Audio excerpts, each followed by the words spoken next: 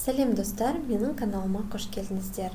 Менің каналымнан сіздер сабаққа байланысты көптеген интерактивті әдіс-тәсілдердің түрлері және де Қытайдан Pinduoduo сайтынан заказ берілген заттарға распаковка секілді видеоларды көре аласыздар. Ал біздің бүгінгі тақырыбымыз ол дайын интерактивті ойындарды қайдан табуға болады. Яғни сіздің сабағыңызға белгілі бір тақырыпқа ойын түрі қажет интерактивті, сол ойынды қайдан табамыз. Яғни ол сайт Learning Apps деп аталады. Бұл ойынды, яғни сайтты Google-дың іздеу жолағына Learning Apps деп жазсаңыздар, осы сайт шығады. Осы сайтқа тіркелу менің YouTube каналымның видеоларында бар. Яғни төменге ссылкасын қалдырамын, сол жерден көре аласыздар. Ал енді бұл сайттан біздің сабағымызға қажетті тақырыпты қайдан тапсақ болады. Яғни кез келген пәнді жазасыздар, яғни информатика, биология, химия, орыс тілі, ағылшын тілі деген секілді. Енді поиск деген жерге русский язык деп жазайық. Яғни бізге орыс тілінен белгілі бір тақырыпта ойын қажет.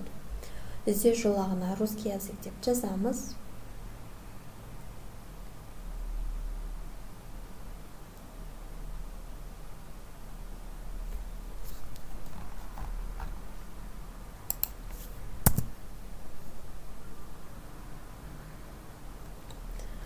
Мына русский язык бойынша көптеген тақырыптар шықты, яғни 6 беттен тұратын кез келген ойындар бар.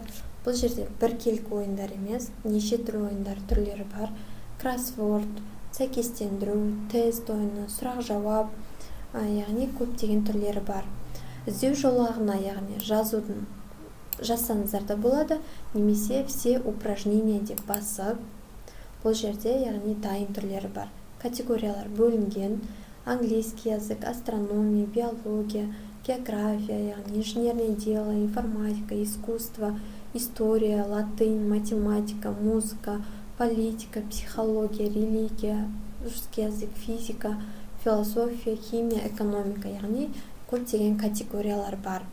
Және де бөлген кезде мына медиа все деп тұрады ғой, бұл жерден сіздер ойынды қандай түрде іздесеңіздер болады. Через изображение, через аудио, через видео деп таңдасаңыздар, яғни видео материалы бар ойын қажет болса, через видео дейсіздер. Аудио материал, яғни ойында аудио мен сұрақ қоятын болса, аудио деп таңдайсыздар. Сізге енді изображение мен, яғни ойыныңызда суреттер болу қажет болса, осылай таңдасаңыздар, яғни тек қана сол таңдаған категорияларыңыз бойынша шығады.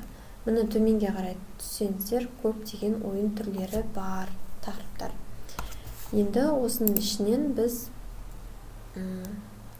через видео деп таңдайық. Және де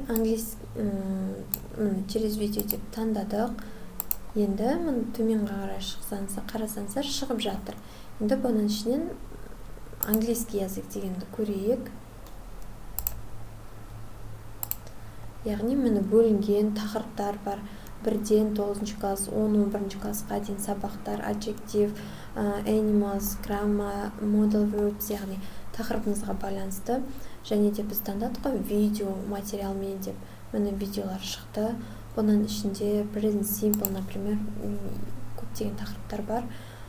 Present simple деген таңдадық. Міне настоящее времяға байланысты видеолар, ойындар осындай екен. Яғни грамматика десеңіздер бөлінген, яғни видео. Яғни бұл ойындарда видео түрлері бар. Таңдамасаңыздар да болады, таңдамасаңыздар бұл жерде барлық түрлері шығады. Яғни видеосы да, суреті да, жазбасы да, кез келген түрлері бар.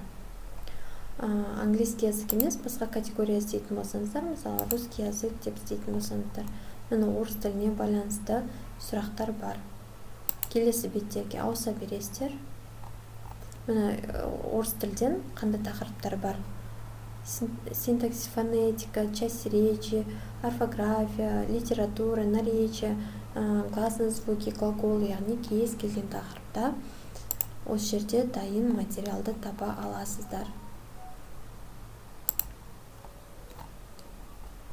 Міне звук же найти пару деп айтылған. Мұны біреусін ашып көреміз. Яғни задание. найди пару, четко проговаривай звук ж в словах дейді. Яғни қай сөзде пирожок, ежик, пирожки деген сияқты, яғни бір-бірімен сәйкестендіру керек. Мысалы, ежики деп қарап аласыздар да, міне жоқ болып кетеді, яғни надан пирожки дегенді іздейсіздер. Пирожок, ежик, жилет, жокей деп. Мысалы, екеуін бір-біріне сәйкестендіру қажет. Деген секілді осылай жоқ болып кете береді. Енді бұл жерде кез келген тақырыпта таба аласыздар. Жаңа көрсеткендей все упражненияны бассаңыздар, өздеріңіздің іздеген кез келген сабағыңызға, кез келген тақырыпта видео бар. Немесе сізде бұл жерде осы секілді видеоларды құрастырғыңыз келсе, новое упражнение деп, яғни жаңағы ұнаған видеоңызға сәйкес, ұнаған тапсырмаға сәйкес кез келгенін ашып, тура сол секілді тапсырма, бірақ өзіңіз сөз қойып қойсаңыз да болады. Яғни бұл сайт арқылы сіз дайын интерактивті ойынды таба аласыздар.